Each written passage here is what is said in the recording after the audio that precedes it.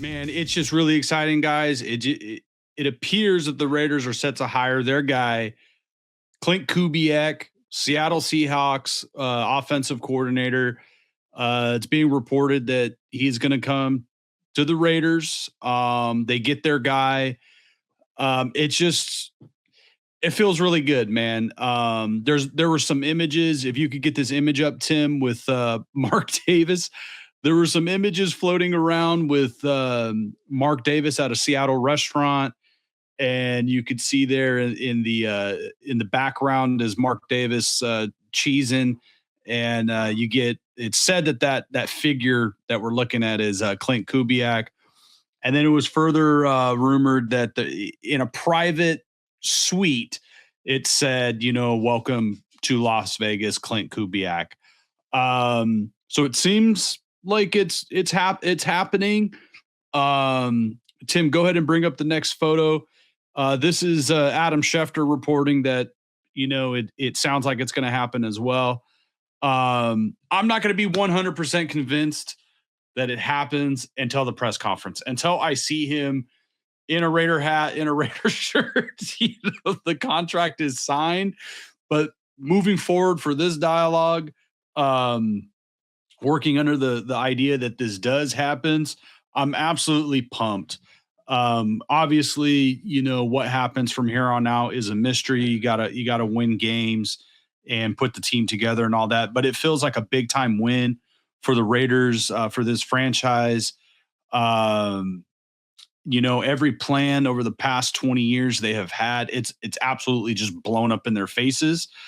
And this finally feels like a direction that the fan base really loves. The pundits are saying, this is a great move, but also the timing of it. The Raiders really have never been in this type of situation before. The last time they had the number 1 overall pick, it was Jamarcus Russell, and we know how that turned out. So all these years since then, they've kind of been on the struggle bus, but they never really had an opportunity to really get the right quarterback, and now they do. So now not only are you getting a offensive guru, let's say, in Klint Kubiak, but you also are pairing him up probably with national champion quarterback Fernando Mendoza. And then you got a bunch of cap space, and you can create even more cap space by restructuring deals and cutting some players, Geno Smith. Even if you eat the dead cap, you're going to free up like $8 million in additional cap space. I believe this is just a great hire because it puts a whole bunch of juice back into this organization. It already feels different. We talked about this a few times already on our show, but when you have a young team and they're fun and they're exciting, it just feels different, right? And last week we talked a little bit about this with the New Orleans Saints, where they go out, they identify their head coach, they get a quarterback in the second round, I believe, and they end that season really strong. There's a lot of fun, enjoyment, a lot of feeling of this team is on the right swing in regards to the New Orleans Saints. And that feels like that's coming to the Raiders, that you finally have all this energy that's all in the right direction. And it just really gives hope. For the first time in a very long time, I think Raider fans have hope. So that hopium is hitting hard today. I took a big whiff of it, and it feels so good right now, guys. And to the loyal Raider fans, dude, they deserve it. We deserve it. It's been 20 something years since the Super Bowl appearance. The 2 playoff appearances that we had, they almost don't count because Derek Carr broke his foot on the final game of the season. So we knew they weren't going to win that playoff game when they had the rookie starting in his place.